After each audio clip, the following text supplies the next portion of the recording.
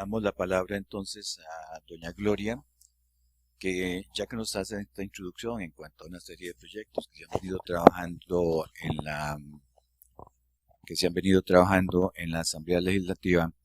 Tal vez doña Gloria usted nos puede complementar lo que en su video nos ha presentado y además qué otros proyectos considera usted que están en la corriente legislativa son necesarios, urgentes de aprobación, y dentro de esos, ¿qué podemos priorizar dado que el periodo de tiempo en cuanto a que tengamos iniciativa del Poder Legislativo propiamente dicho es corto, y luego también entra ya un periodo que corresponde a la iniciativa del Poder Ejecutivo? En esa línea de proyectos, ¿qué considera usted que se debe trabajar más? Bueno, buenos días o buenas tardes. Eh, Creo que de alguna manera hay que, en lo que a mí me corresponde, cambiar un poquito las ideas que traía para desarrollar después de escuchar al general, porque me parece que él se ha comportado con nosotros como una especie de profeta que anuncia precisamente un panorama clarísimo de cuál es la situación en relación con el delito internacional del crimen organizado y la posición donde estamos en Costa Rica en esa lucha que es sumamente delicada y que pareciera en principio que estaríamos siendo derrotados. Pero en general nos da muchos consejos importantes y entre ellos yo quisiera reiterar el tema de la esperanza, de la valentía que tenemos en Costa Rica y luego el marco constitucional y jurídico que tenemos implantado.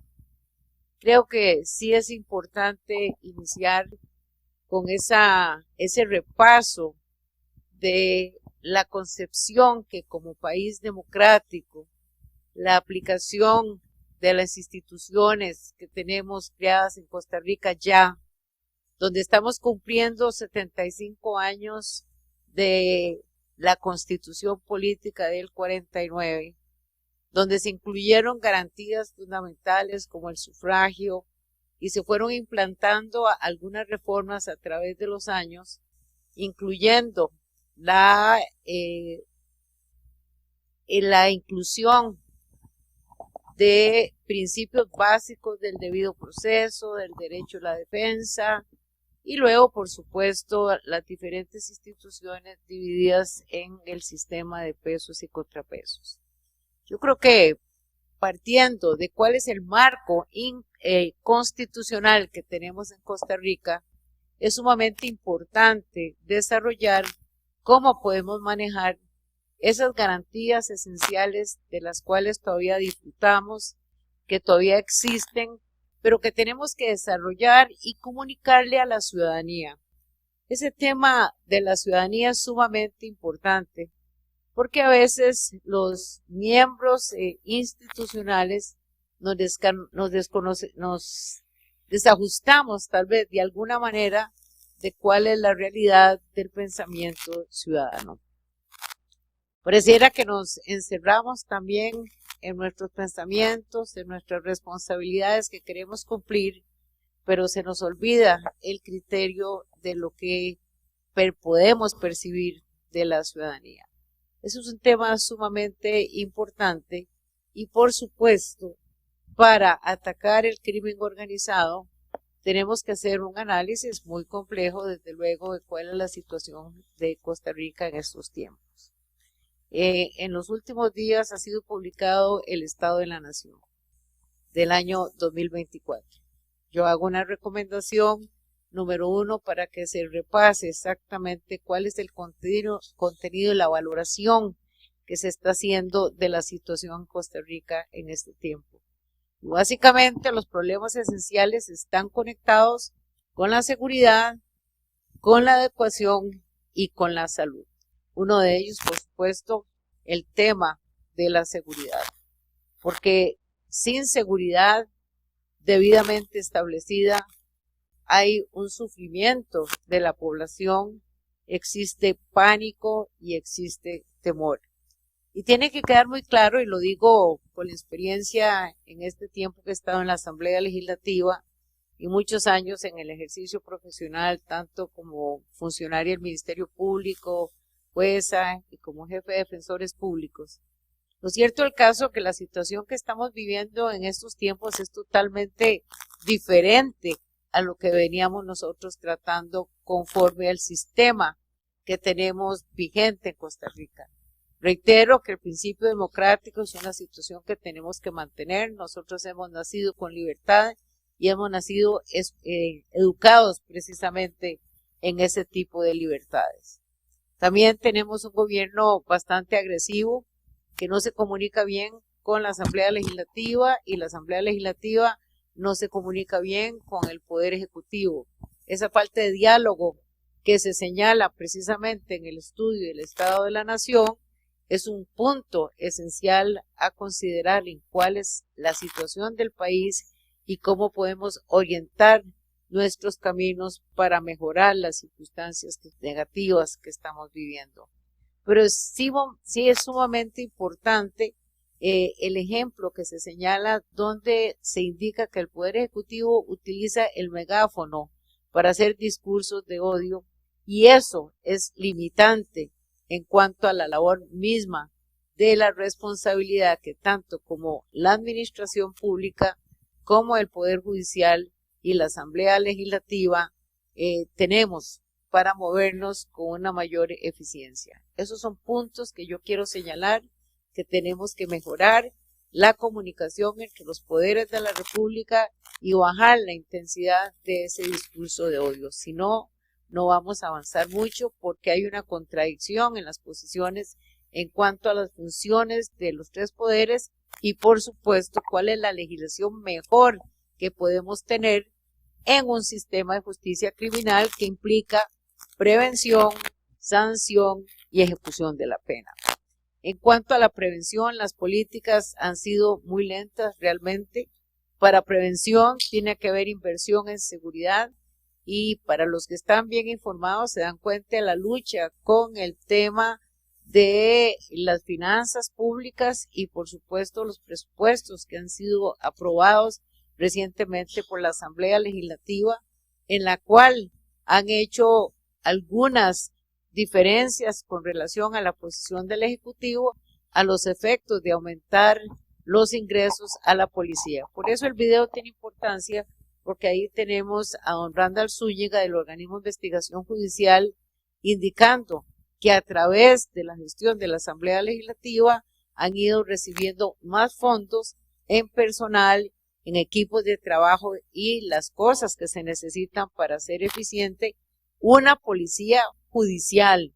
No es la preventiva, sino la sancionatoria, la que protege los derechos de la víctima. Por otro lado, también queremos indicar que se menciona entre los proyectos de ley que están, es un compromiso con Costa Rica que es la ley de ejecución de la pena.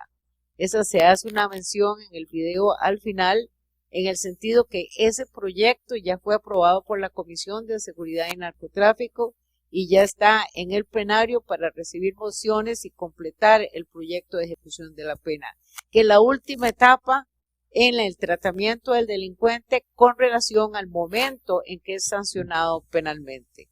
Y por otro lado, en el tema de la prevención, reitero, los recursos son sumamente importantes y el tema de la educación que es fundamental.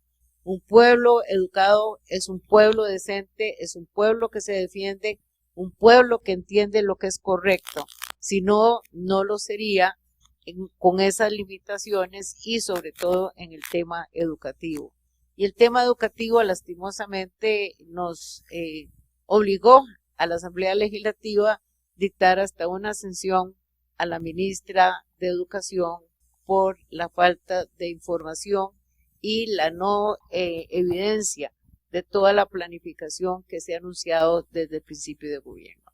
Esa es la situación que tenemos en Costa Rica en estos momentos. Algunos de los proyectos que se han mencionado son sumamente importantes porque escuchando al general sobre el tema de gota a gota es sumamente importante.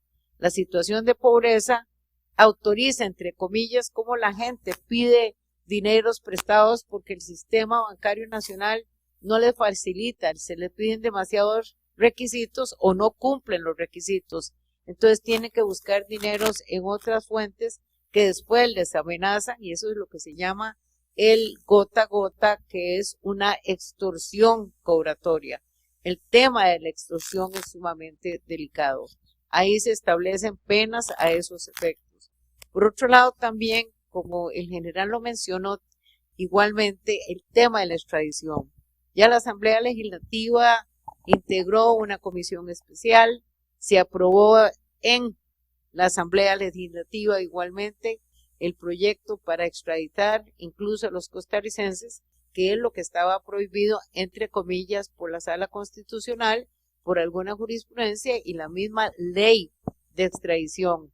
Eso es un cambio que proviene porque ya viene con la aprobación de la Sala Constitucional, de que no hay vicios de constitucionalidad en el proyecto de extradición, y por supuesto, como es una reforma parcial a la Constitución política, necesita una tramitología un poco más complicada, pero vamos en camino y posiblemente antes de que termine nuestra legislatura sea aprobada esa ley de extradición. Entonces, tenemos otro proyecto que es sumamente importante, que es el de legitimación de capitales, que es una reforma al artículo 20 de la Ley de Crimen Organizado. La Ley de Crimen Organizado crea, a partir de la captura de los dineros cuestionables, una figura procesal mucho más rápida para capturar esos bienes del crimen organizado, que es a través de la vía contenciosa administrativa, no la vía penal, que dura todos los procesos durante muchos años para resolverlos. Pero sí se basa, y esto es algo porque muchos empresarios han estado preocupados que cómo se va a manejar eso, pues ahí tiene que calmarse porque siempre hay alguna conexión con un caso que se está tramitando en ese sentido en la vía penal. Y yo sé que don Carlos puede ampliar en esto, en el tema de cómo es que se capturan y luego cómo se utiliza la vía contenciosa administrativa, pero que es más rápida a los efectos de capturar esos capitales emergentes o capitales que no se justifican cuál es su origen. Esto es sumamente importante porque quitándole el dinero al crimen organizado se fortalece, porque los fines van hacia las policías, tanto la de la preventiva, como es la fuerza pública, como la sancionatoria, como es el organismo de investigación judicial. De tal manera que lo que quiero transmitir es la necesidad de que nosotros como costarricenses estemos bien preocupados con la situación en cuanto a la falta de comunicación entre los diferentes poderes de la República ante discursos de odio. 2, que hay una buena comunicación entre la Asamblea Legislativa y el Poder Judicial. Hay buena comunicación con la Contraloría General de la República, que ejerce los controles de Hacienda de acuerdo con nuestra Constitución política para evitar corrupción. De tal manera que tenemos muchas formas de defendernos, de seguir adelante, de coordinar y no de prometer cosas que sean imposibles a la ciudadanía, pero sí alimentar la paz a ese nivel. Yo creo que la venida de Bukele ha sido muy interesante en estos tiempos. ¿Por qué? Porque, como lo mencionó y reitero lo del general, que creo que nos ha abierto mucho los ojos a nosotros, los que estamos involucrados en estas responsabilidades con el crimen organizado, es que necesariamente el tema de cómo manejamos nosotros las políticas públicas y la política de Estado es sumamente importante. También todos esos aspectos son cosas que tenemos que considerar, y como lo indicó también el señor Callens, que nos antecedió, estimo que sí tiene que haber un diálogo nacional y no simples foros, sino una comunicación entre las autoridades y la comunidad nacional. ¿Qué es lo que quiere la población? ¿Cómo es lo que le quiere? Pero esa comunicación es sumamente importante. La legislación es fundamental también, buena legislación, pero tampoco es una ley y otra ley y otra ley sin tener claras esas políticas públicas. De tal manera que yo creo que tenemos esperanza en Costa Rica, que la visita a Bukele es aleccionadora. No voy a criticarle en este momento, pero sí que tengamos una conciencia clara de lo que representa su venida, la visita a la cárcel y hasta dando opiniones de cómo tenemos que manejar la seguridad nacional. Muchas gracias. Gracias, doña Gloria. Muchas gracias.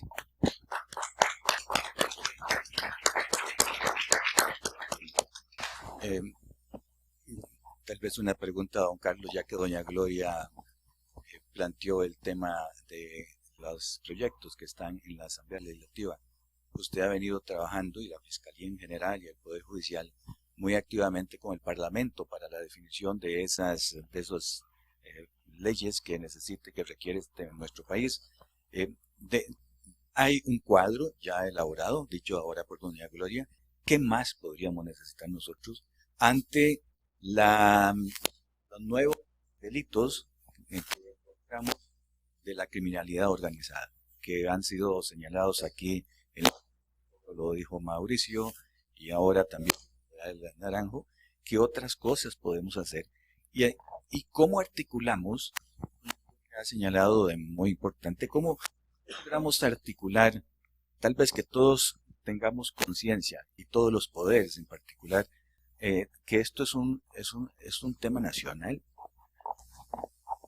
Bueno, buenos días a todos y a todas, las personas que están presentes como las que nos ven a través de los medios tecnológicos. A mí me gustaría, aunque sé que a veces no es necesario, pero sí contextualizar qué es lo que estamos viviendo. Y creo que lo que estamos viviendo es una situación de una violencia que nuestro país no había vivido anteriormente. Y eso lo medimos de alguna u otra manera generalmente por la cantidad de homicidios. En el 2022, bueno, 500, 600 homicidios, una tasa de 12 homicidios por cada 100.000 habitantes. Ya estamos mal en esa época. Pero lo que sucede en el 2023 es algo que definitivamente no estábamos acostumbrados, y es ahí donde hay un repunte en la cantidad de homicidios. Prácticamente de 12 por cada 100.000 habitantes, cantidad de homicidios, pasa a 17 más o menos por cada 100.000 habitantes. Eso para nosotros como Fiscalía es una situación muy preocupante. No hay nuevos delitos, los delitos son los mismos. Lo que sucede ahora, diría yo, es que estos delitos se cometen a través de estructuras muy organizadas y con mucho poderío económico sobre todo. Esta situación de estos homicidios prácticamente se viene calcando, replicando durante este año. Hemos logrado una leve disminución de los homicidios, y yo me involucro como parte de este trabajo que venimos realizando, Fuerza Pública, Organismo de Investigación Judicial y obviamente la Fiscalía. Tenemos menos cantidad de homicidios que el año pasado, menos 30 homicidios más o menos. Al día de hoy, el reporte que tengo es que tenemos 766 homicidios.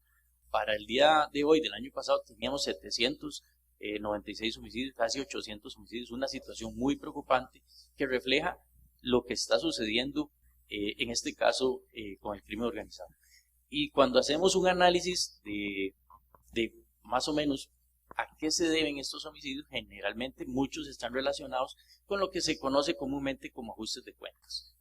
Y obviamente estos ajustes de cuentas tienen que ver mucho con el crimen organizado, principalmente narcotráfico, por lucha por territorios a nivel nacional, por venta de drogas a nivel nacional, pero también hemos detectado otros que tienen que ver con tráfico internacional de drogas. Esta situación para nosotros es bastante preocupante.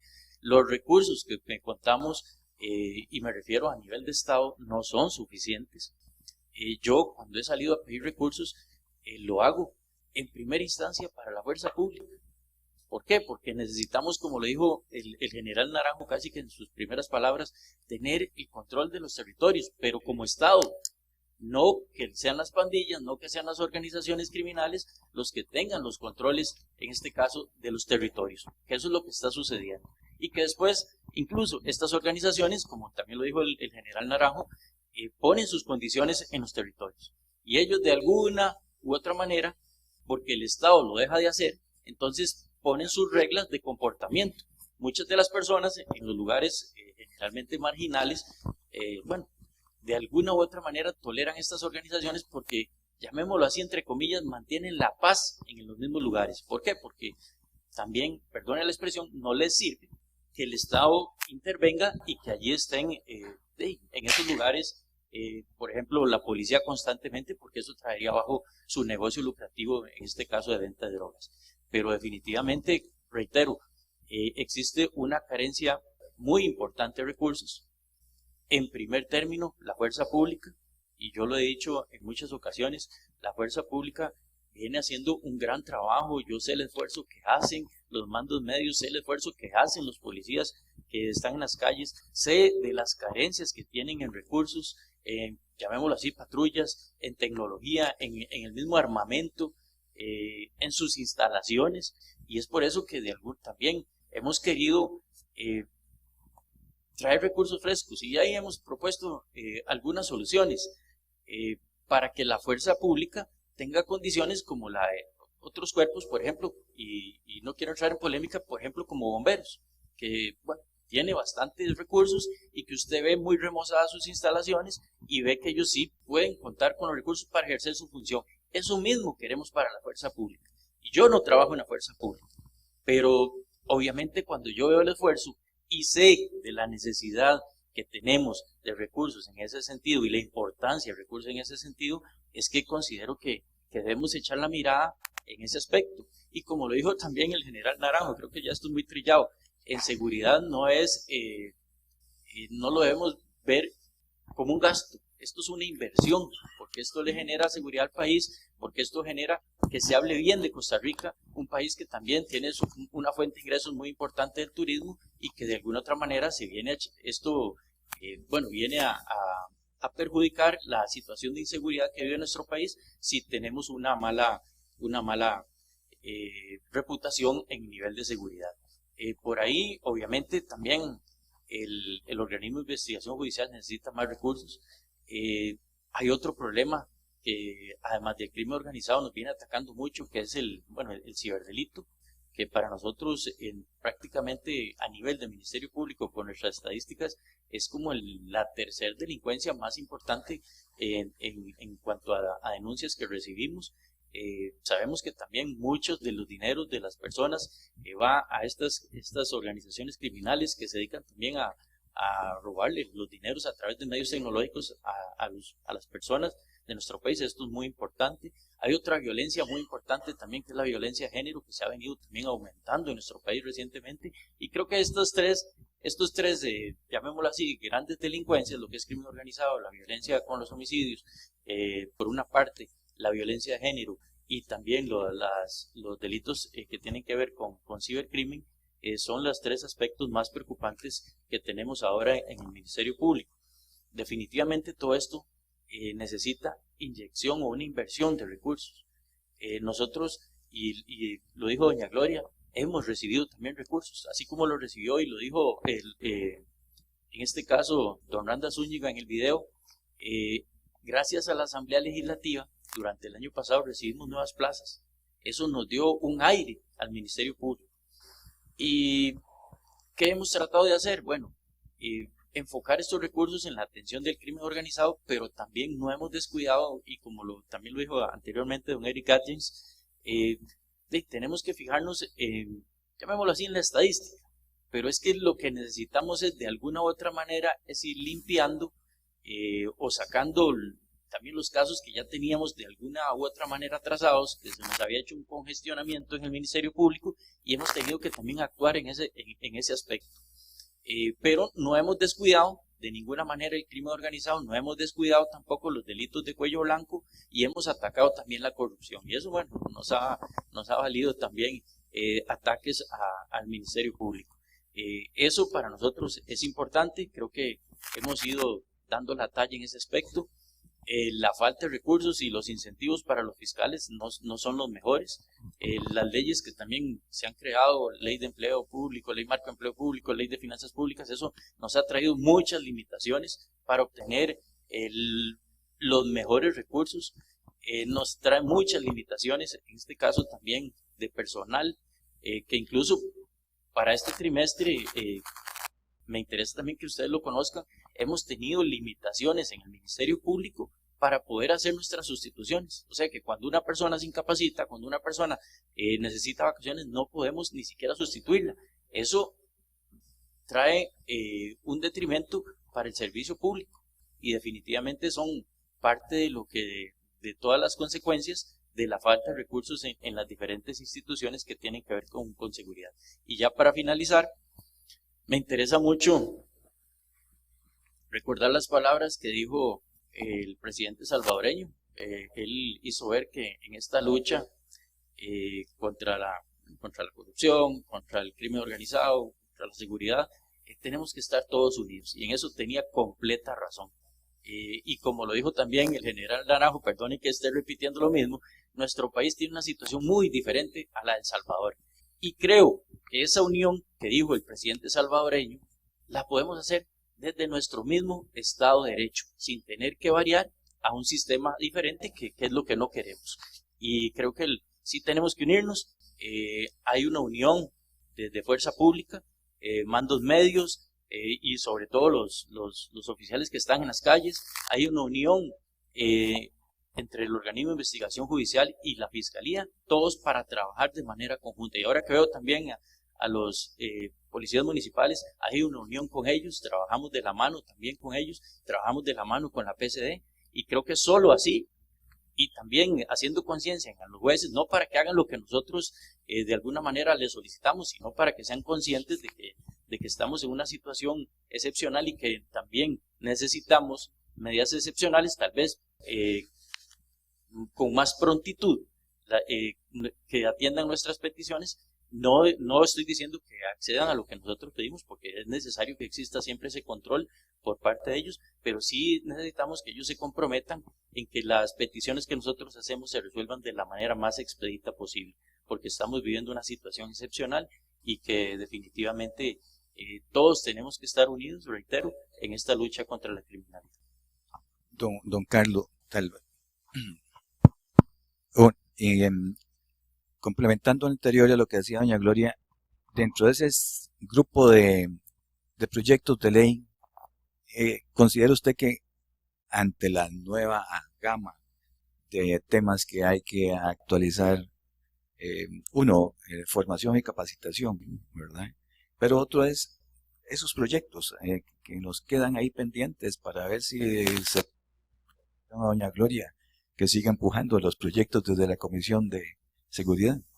Bueno, en esa comisión yo trabajé, tuve el honor de trabajar con doña Gloria, ahí estuvimos de la mano, hemos presentado algunos proyectos, el de extorsiones por los créditos gota a gota fue uno de los proyectos que trabajamos de manera muy expedita y que gracias a Dios ya está en vigencia.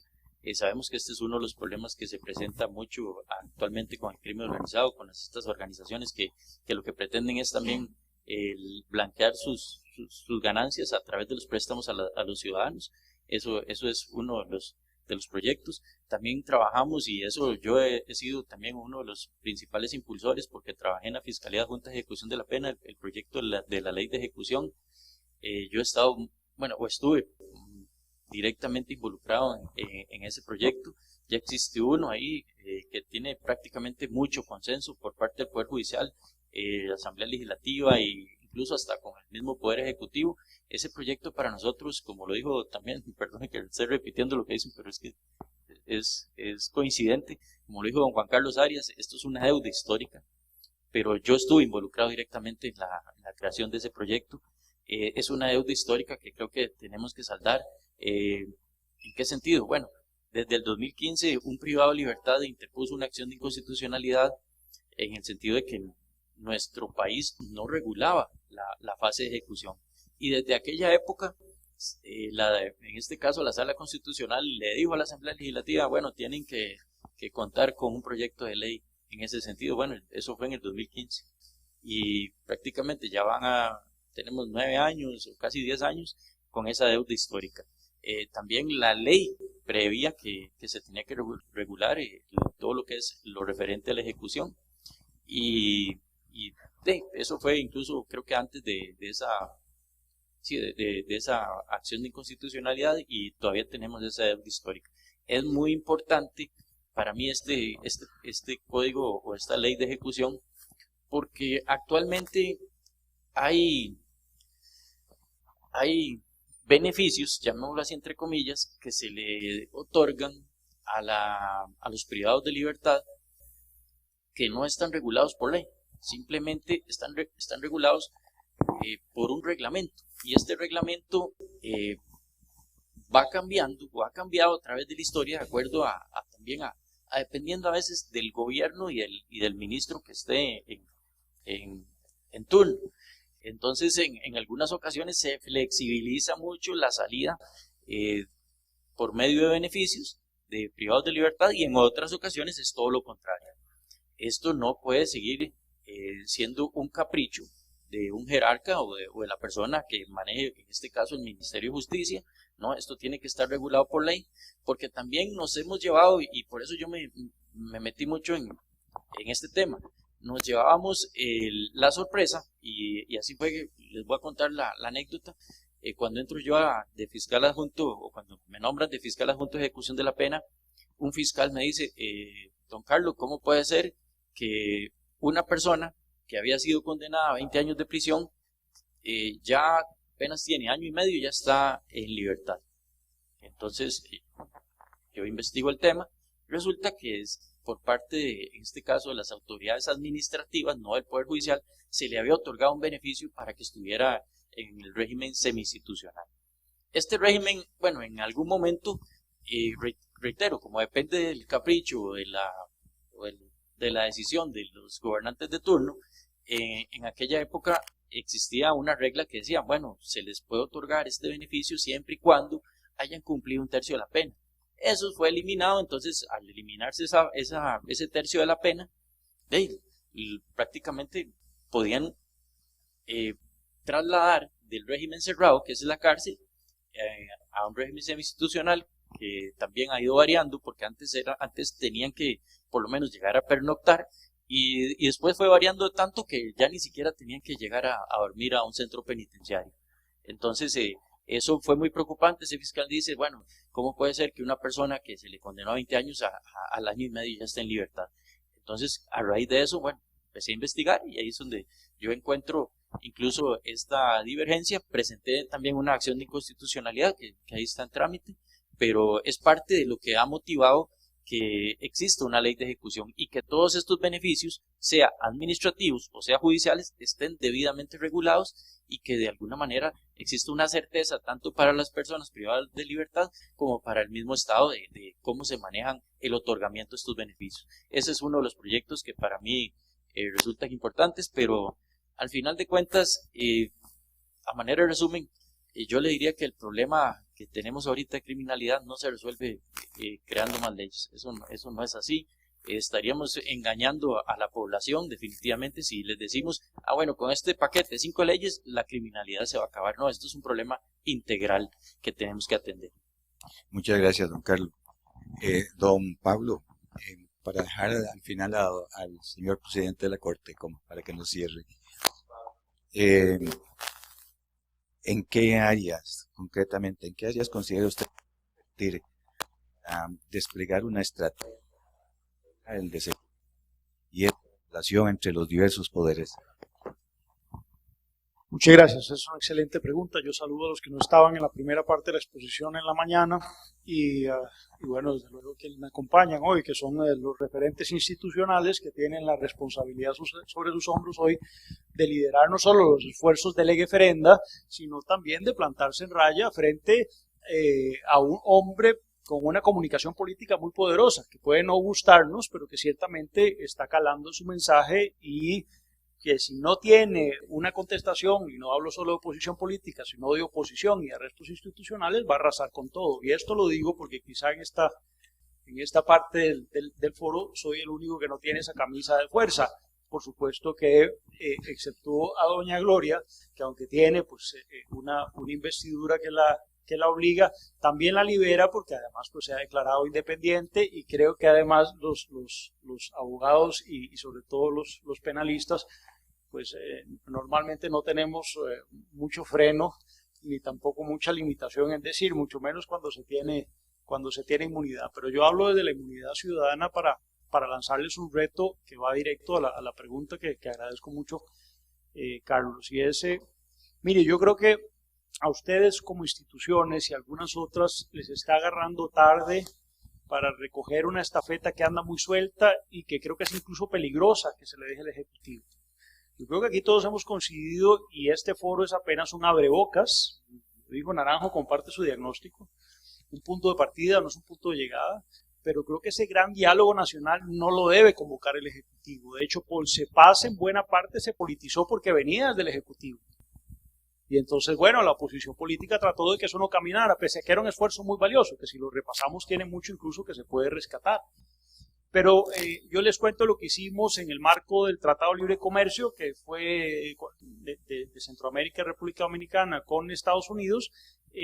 Vimos una bola ahí muy suelta, vimos un peligro y fundamos, 3 ciudadanos de pura iniciativa, buscamos un sombrero institucional, interinstitucional, que implicó 6 colegios profesionales, la Facultad de Derecho, el Colegio de Abogados y otros, y fundamos el Observatorio de la Libertad de Expresión, que planteó 15 observadores, entre los que estaban don Rodrigo Madrigal Nieto, don Alberto Cañas Escalante, y bueno, gente de esa talla. Yo era el único cumicho, jovencillo ahí, que por supuesto era probablemente el que tenía que hacer la carpintería, y me declararon su primer director ejecutivo sin sueldo.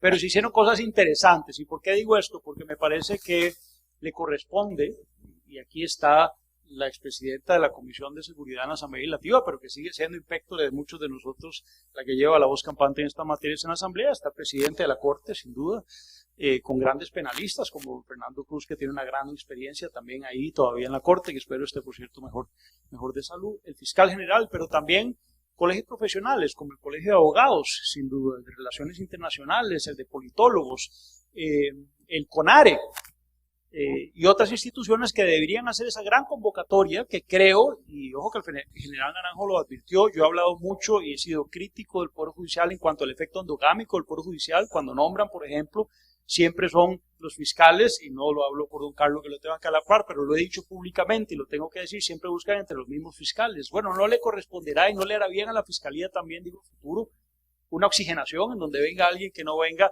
de grupos de poder enquistados dentro del Ministerio Público. Yo creo que llega un momento en donde eso puede ser importante, en donde sea alguien que no le deba, que no haya sido su compañero, que no haya... Bueno, esa oxigenación es importante, y planteó el Ministerio Público, pues algo que conoce muy bien don Carlos y que sabe que se da. Estaba el grupo, no voy a hablar de él, pero estaba el grupo de Chavarría, después estaba el grupo de Navas y así, y de Dalanese, y de Pereternitate, y eso nunca se ha llegado a diseccionar, nunca se le ha puesto un alto, porque hay una endogamia judicial que creo que hoy está haciendo mucho daño. Igual la magistratura, hoy la magistratura normalmente son seleccionadas, habría que incluso hacer ese estudio porcentualmente cuántos vienen de la judicatura, cuántos son exletrados. Y yo creo que la Corte está pidiendo a gritos no solo una reforma integral, que no se da en buena parte porque no hay una oxigenación como sucede en las altas cortes, no estoy yo inventando el agua tibia, Corte Suprema de Estados Unidos, lo dije antes, esta mañana, Corte Federal Constitucional Alemana, en donde se convoca, sí, claro, gente de la judicatura, gente de adentro que conoce la institución, que se ha dedicado a eso toda la vida, que ha probado su honestidad y su conocimiento y su capacidad de liderar procesos que son políticos desde la Corte, no eminentemente jurídicos, sino también desde los litigantes y desde la academia, abogados todos, desde luego, estamos hablando de una Corte de Procuración de Justicia. Pero entonces creo que ahí hay un elemento a tomar en cuenta, y creo que muchos de los recursos, más que leyes, deben irse en este momento y deben estar abocados a hacer esa gran convocatoria que no sirvan para un autodiagnóstico. Es decir, no es para ustedes que les sobran foros como este, ¿verdad? Ustedes tendrán que decir dónde está chimando el zapato el Ministerio Público y bueno, cómo afecta la ley de empleo público, cómo afecta la regla fiscal, etcétera, etcétera, los conflictos de interés que se podrían regular. ¿Qué está faltando en el proceso legislativo? ¿Qué tanta infiltración en el poder político hoy, doña Gloria, a nivel de financiamiento electoral? Lo sabemos, ¿verdad? Puede estar infiltrándose hoy la Asamblea Legislativa también y otros poderes locales. O para que la Corte diga también, bueno, hasta dónde y qué reformas está dispuesta a aceptar, o si cree que todo está bien y que el gran signo de interrogación a partir del cementazo no debió dilucidarse con el tiempo y hoy todavía tenemos serias dudas. Yo creo que ese diálogo deberían convocarlo ustedes y yo lanzo ese reto hoy porque me parece que va a haber un paraguas institucional que legitime ese proceso, y lo dijo Naranjo, no lo dije yo, aunque lo había referido yo antes en este país. Debería convocarse a academia seria en esta materia, ojalá también a referentes internacionales que nos pueden dar luces, no es que nos vengan a decir lo que tenemos que hacer, pero sí la experiencia comparada es muy importante. Y por supuesto también, que es algo que no mencionaste, Carlos, ahora, cuando se habla de ley de ejecución de la pena, no es solo para que tengan claro los que están, digamos, sometidos a algún régimen, digamos, penitenciario, o las autoridades judiciales, sino es muy importante, y los olvidamos muchas veces, las víctimas, para que las víctimas sepan cómo se va a cumplir, digamos, esa pena por la pérdida de un familiar o de sus bienes o del delito que al final haya terminado condenado. Entonces yo creo que también a la gente, a la sociedad civil hay que convocarla para que, decía Maquiavelo que la montaña se ve mejor desde la llanura, y en ese tanto creo que también la ciudadanía que vive en barriadas, que vive en localidades pescadores, zonas marginadas, los mismos empresarios del transporte logístico tendrán mucho que decir en esta materia y hay que tomarlos en cuenta, ese gran diálogo nacional que, insisto, yo no le dejaría a la iniciativa, además mal haríamos con dejársela al Ejecutivo, además no los necesitamos, se les puede convocar, se les puede consultar, pero no necesitamos su permiso si estamos hablando de democracia. Entonces ahí yo les quiero poner por delante al presidente de la Corte, a una diputada que además es la más entendida en estas materias, y desde luego al fiscal general, porque creo que lo que ha hecho Rey Peña aquí es un esfuerzo, que además yo quiero aquí hacer un comercial, porque lo dijo el general Naranjo, cuando nos dice, lo primero que tienen que hacer es inventariar qué es lo que tienen, dónde están, cuáles son sus riesgos. Y yo empecé en la cabeza, a mí me vuela a veces la cabeza un poco rápido, a hacer ese inventario. Y confirmé lo que dije en la mañana, estamos en pañales. No solo estamos de espaldas a la academia, sino que estamos de espaldas a la experiencia. No sé, cuando yo veo el nivel de un general Naranjo, yo me explico por qué tuvieron la posibilidad de contener a un Pablo Escobar. Hubiéramos podido en Costa Rica hoy, con los agentes que están liderando los esfuerzos policiales, hacerle frente a eso. Y lo dijo muy bien Juan José Andrade, aquí está Juan José, aquí está Walter Navarro también, dos de los policías mejor formados, no solo nacional, sino internacionalmente, ¿verdad? ¿Y en dónde están? Están fuera de la fuerza pública, fuera de la toma de decisiones. Si los pongo solo como ejemplos, hay muchos más. En Costa Rica le hemos dado la espalda al conocimiento en estas materias. Yo voy a dar varios ejemplos de ello. Con esto cierro, pero creo que uno de los ejemplos más emblemáticos es ver a doña Gloria haciendo unos esfuerzos con unos arrestos de paciencia que yo le admiro, tratando de explicarle a Pilar Cisneros que la interpretación de las normas no es algo tan fácil de hacer. Yo creo, y le doy un volado discursivo, yo creo que usted no se atrevería a darle clases a ella de cómo manejar una mesa de redacción. Sin embargo, ella, sin ningún empacho, le da clases de cómo se interpreta ahora la Constitución, pero también la ley penal, y bueno, todo lo que haya por delante de interpretar, porque eso es casi como leer la norma. Yo pues me hubiera ahorrado estudiar Derecho y otras cosas para complementar y entender el derecho y poder entender un poco mejor, por lo menos de inicio, además como fenómeno político, no eminentemente jurídico. Y bueno, los que le hacen segundas en la Asamblea Legislativa son, bueno, una economista, Sofía Guillén, que ahora también entonces se mete en los temas de seguridad, pero lo que quiero decir es que hay una enorme incuria en el debate político de estas materias y de espaldas al conocimiento. Por eso me parece foros como este es importante, porque dan esa voz, pero creo que les toca a ustedes consultarles para legitimarse ustedes, porque hay que decir que son instituciones que están bajo ataque. Y que es cierto, la Asamblea Legislativa, la Corte Suprema sufre de un desprestigio, una deslegitimación en donde por más que les duela no se bastan a sí mismos. Y necesitan hoy legitimar ese esfuerzo a partir del conocimiento duro, ¿verdad? Y a partir también de lo que la ciudadanía está sintiendo y percibiendo. Diciendo algo, el derecho penal esencialmente es contramayoritario. No digo antidemocrático en tanto se decide legislativamente, ahí es donde está la validación democrática, pero muchas veces el derecho penal se tiene que decidir, se tiene que conformar contra el pensar o el sentir, no digo el pensar, el sentir de las mayorías. Preguntemos hoy si restauramos la pena de muerte en Costa Rica para ciertas delincuencias. Mayoritariamente van a decir que sí. ¿Tenemos que reinstalar la pena de muerte? No. Entonces lo que quiero decir con esto es que a mí me parece que lo que tenemos que hacer es primero establecer dedicar todos los recursos, Carlos, al debate público, cómo se le da forma a ese diálogo sobre la seguridad, bueno, obviamente General Naranjo nos ha dado muchas ideas, creo que se puede seguir consultando.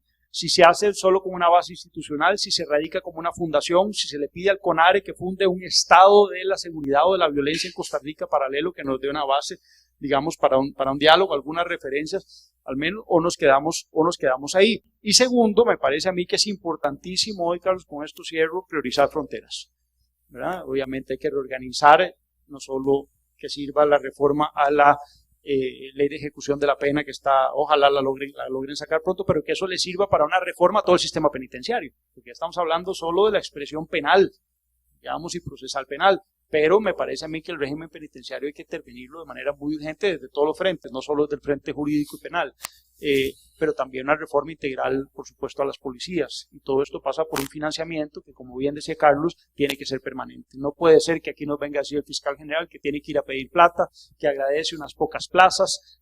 Me parece que eso es casuístico, eso es absoluto subdesarrollo, y me parece que tenemos que superar y ponernos serios en estas materias, o olvidarnos de que en las próximas visitas nos vengan a decir que todavía estamos a tiempo. Lo dijo Bukele en una observación que me parece que es valiosa: ustedes todavía están a tiempo como lo estuvimos en los 90 y perdimos la oportunidad. Y no lo viene a decir también General Naranjo. Yo veo que ustedes todavía tienen chance y tienen un espacio para la acción. Yo nada más recuerdo que la diosa de la oportunidad, los griegos la pintaban calva por detrás, con el pelo por delante. Y bueno, yo esa pintura no me la explicaba mucho hasta que alguna vez, estudiando filosofía, me di cuenta y me pareció una realización gráfica de lo que nos está pasando en Costa Rica. Y es que la diosa de la oportunidad, si ustedes no la agarran cuando va de frente, por las mechas que tiene al frente, después por detrás ya no la pueden agarrar. Y yo quisiera que eso como sociedad no nos pase, y estamos haciendo las advertencias y los arrojos, porque al final la labor del académico es anteponerse al caos. Nada hacemos con hacer autopsias y decir, es que esto pasó y estuvimos mal. Eso es bastante fácil. El asunto es estar ahí en el terreno y, bueno, apoyarlos a ustedes para que sigan, insisto, confrontando esos discursos de odio, que me parece que es su primera responsabilidad hoy, más allá, digamos, de lo que esté escrito en los manuales de puestos que ordenan cargos tan relevantes y tan importantes como los de ustedes. Gracias. Gracias, Pablo, muchas gracias. Don Orlando. Bueno, buenas tardes a todas y a todos. Muchas gracias por habernos invitado a este foro. Hay ciertas cosas que hoy no tenemos que darlas por ciertas. Lo primero es que lo que nos tiene aquí, estamos viviendo en los últimos tiempos un clima de inseguridad indiscutible, motivado por el crimen organizado, dentro del cual destaca el tema del narcotráfico, y por supuesto que otros elementos o aspectos criminales que normalmente se dan en las sociedades. Bueno, esto es una realidad. Una necesidad es que tenemos que tratar de reprimir, base en la organización que tenemos, esa condición, y tratar de revertirla, porque lo que requiere la sociedad es tener tranquilidad, tener paz, y actualmente el narcotráfico y el crimen organizado en general nos ha robado precisamente ese elemento tan importante de la vida. Doña Gloria nos decía que nosotros tenemos una organización preestablecida para la vida nuestra, que está en la Constitución Política, que es el sistema democrático, que acaba de cumplir ahora el 7 de este mes 75 años de existencia. Efectivamente, así lo es. La democracia, también se ha dicho, no es un único modelo, es un modelo, digamos, legislativo, que cada sociedad lo plantea con características que pueden resultar particulares o propias. Nosotros nos enfilamos por un sistema democrático, yo diría clásico, con distribución de poderes, dentro de lo cual destaca como esencial la existencia de un poder judicial independiente, al punto de que en el sistema nuestro la existencia de un poder judicial independiente, es decir, de jueces independientes, pues se erige como la piedra angular del sistema, al punto de que podríamos decir de que si no hay jueces independientes, hemos acabado con el sistema democrático. Pero, claro, ¿para qué es que creamos un sistema, organizamos un sistema? Pues para vivir mejor. Los sistemas de organización democráticos están,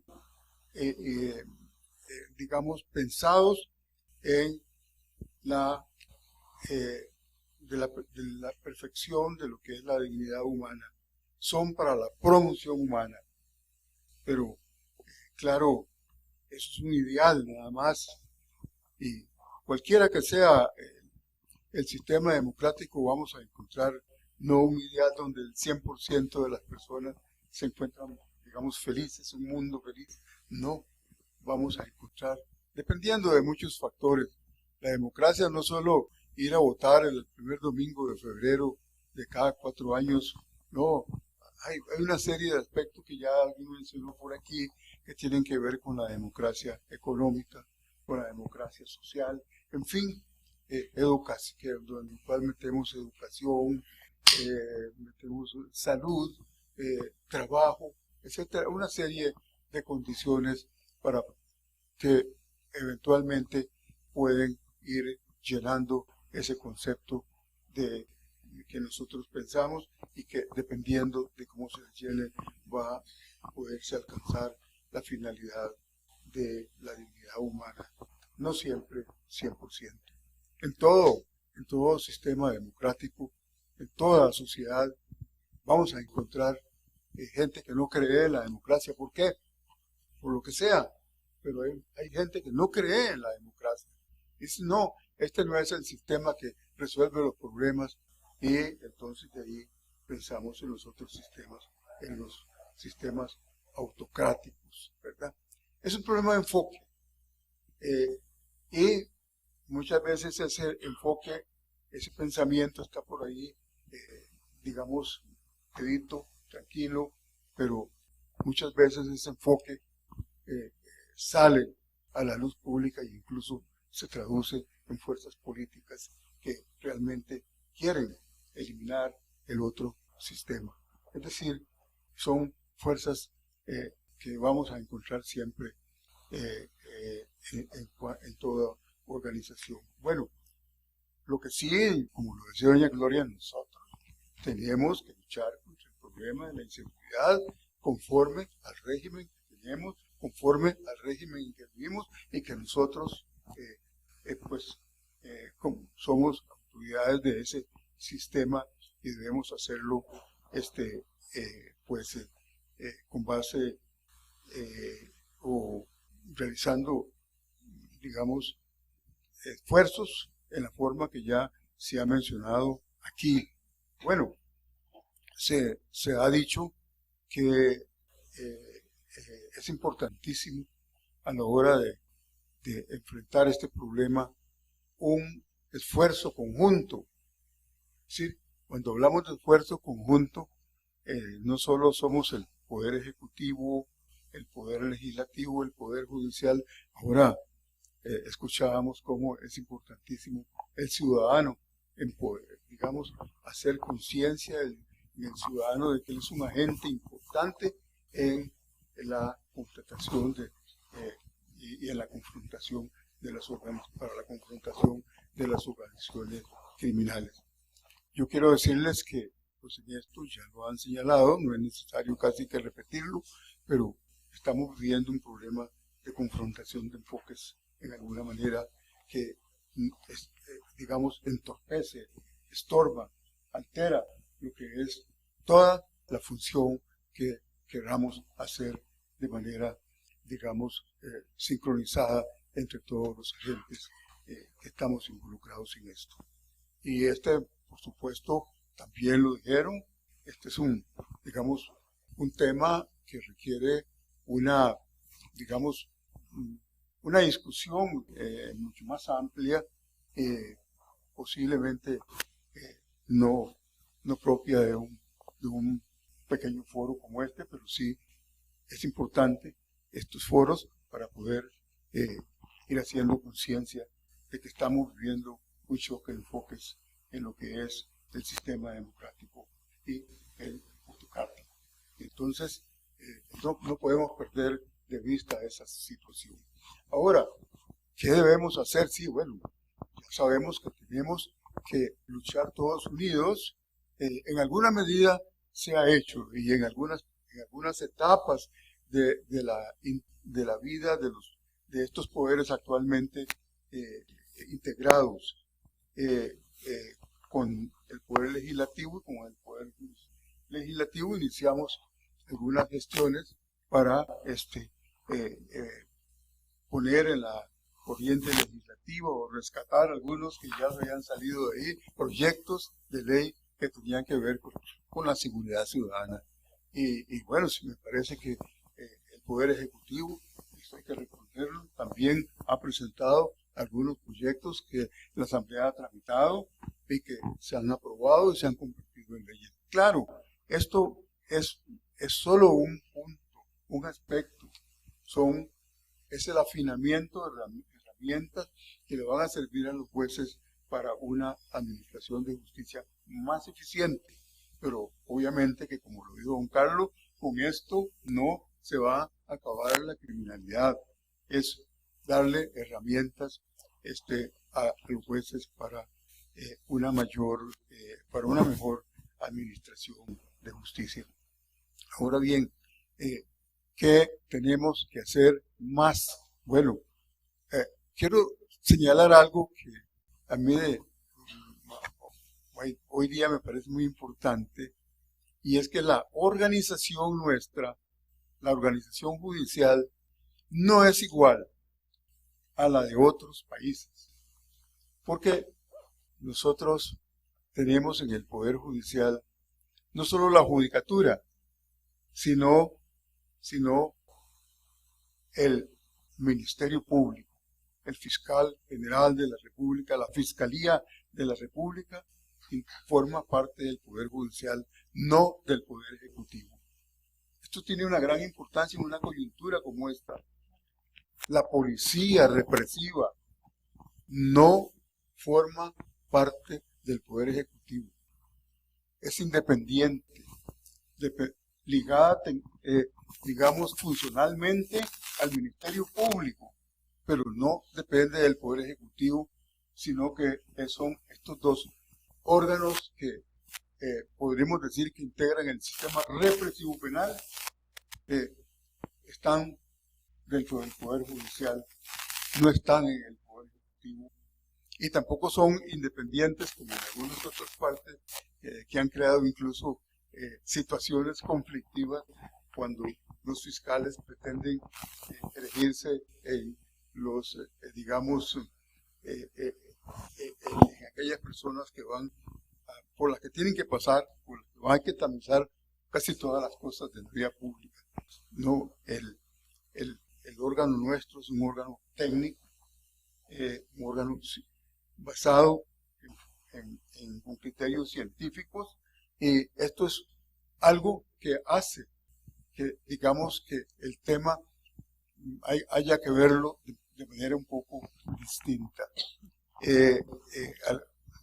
Y este es un aspecto que, ligado a la coyuntura que actualmente vivimos, agrega un elemento para valorar de si están bien ubicados este sistema represivo ahí donde lo tenemos, o si sería mejor que estuviera en el Poder Ejecutivo, ¿verdad? O que fuera independiente. Ahora, yo siento que una de las formas de combatir digamos, el narcotráfico, de combatir el crimen organizado, es fortaleciendo el sistema judicial. Y cuando digo sistema judicial no me refiero solo a los jueces, sino al Ministerio Público y a la Policía Judicial. Hemos logrado muchas cosas para fortalecer este sistema en la Asamblea Legislativa, porque ellos tienen muy claro que este es un sistema que hay que fortalecerlo.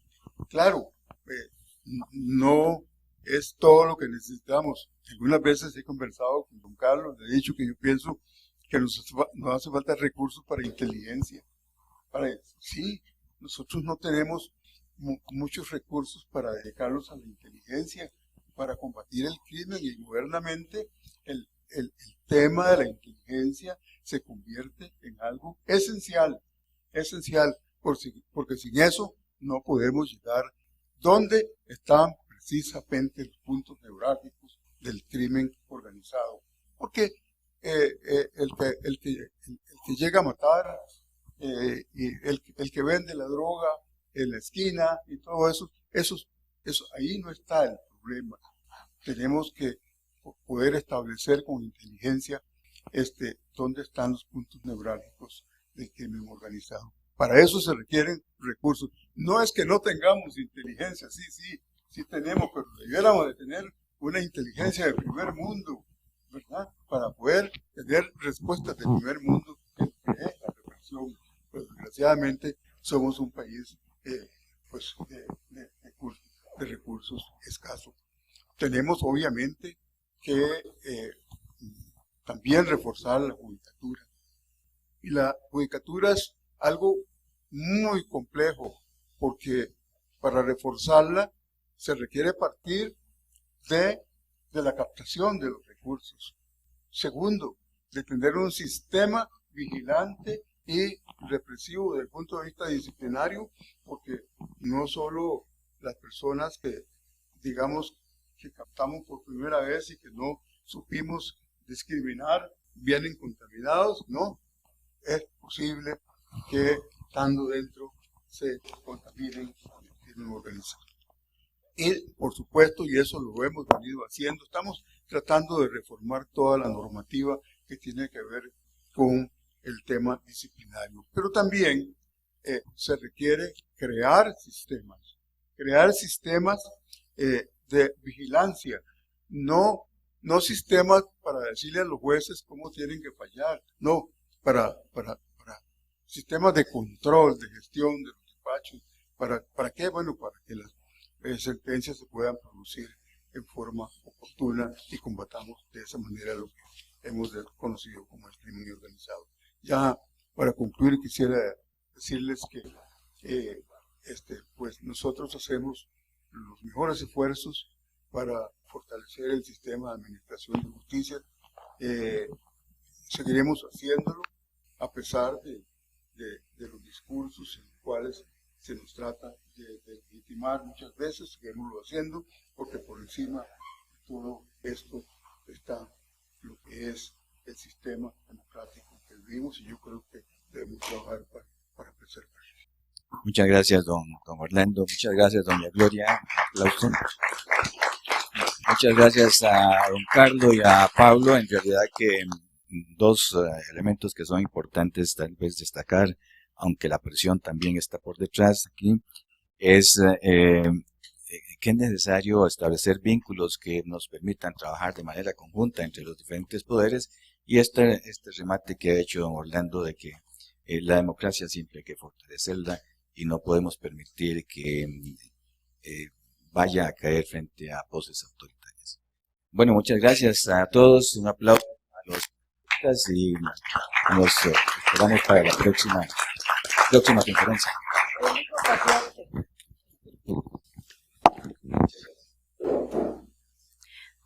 Bien, de esta manera cerramos esta jornada de este Foro de Seguridad edición 2024. Muchas gracias por su presencia y les invitamos a seguir a Global Forums en todas las redes sociales, o bien en la tarjeta está el código QR y los correos para estar en contacto. Muy buenas tardes.